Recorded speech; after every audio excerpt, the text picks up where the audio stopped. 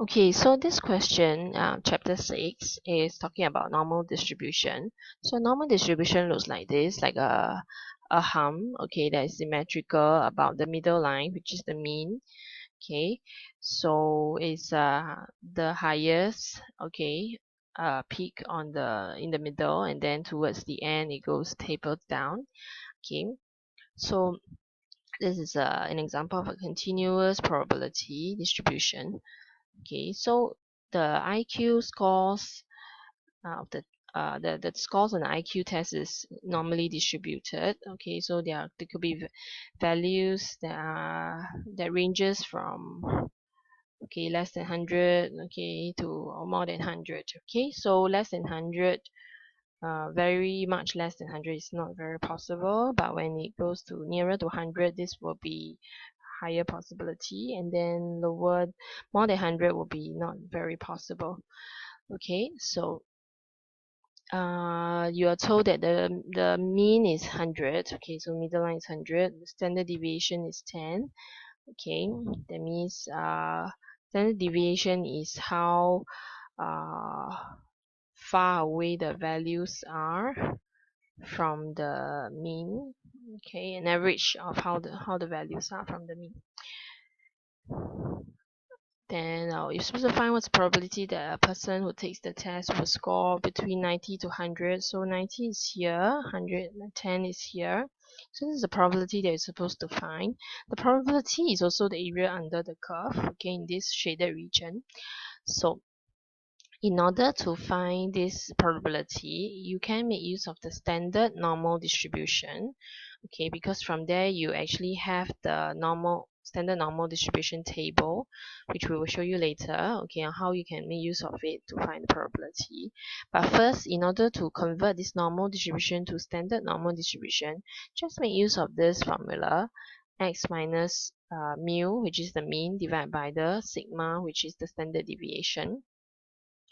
So your aim is to convert this into this. Okay, so basically you want to find the shaded green area, which is the same area as this.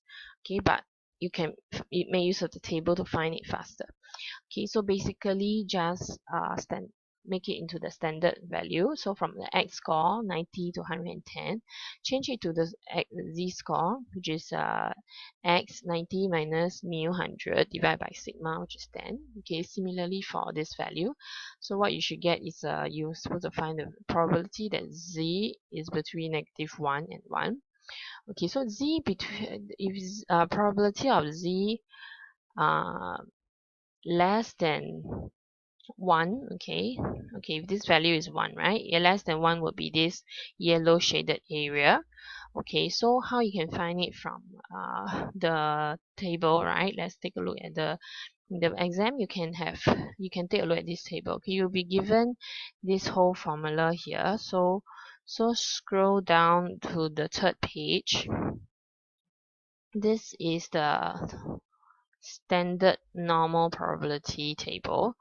Okay, so how do you read this? So you see that the table reads the values that is on the left. Okay, the area is on the left of the z-score. So now you find that if your z, right, is your 1, okay, so you can just take a look at 1. Okay, so z, this is the first decimal point, 1.0, because if you have a second decimal place, you can read off from here. Okay, but second decimal place is 0 also. So 1, z equals to 1. Okay, so 1.00. Okay, so you can read off this value here, 0.8413. Okay, so read off from the side 1.00.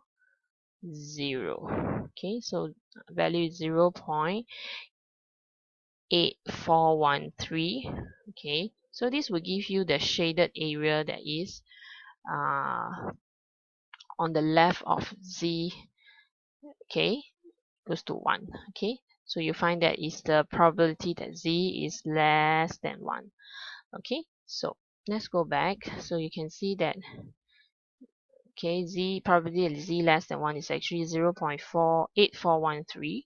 Okay, next you want to find the probability that z is less than -1. Okay, so -1 is this one here. So probably that z less than -1 will be this region here, this small part here.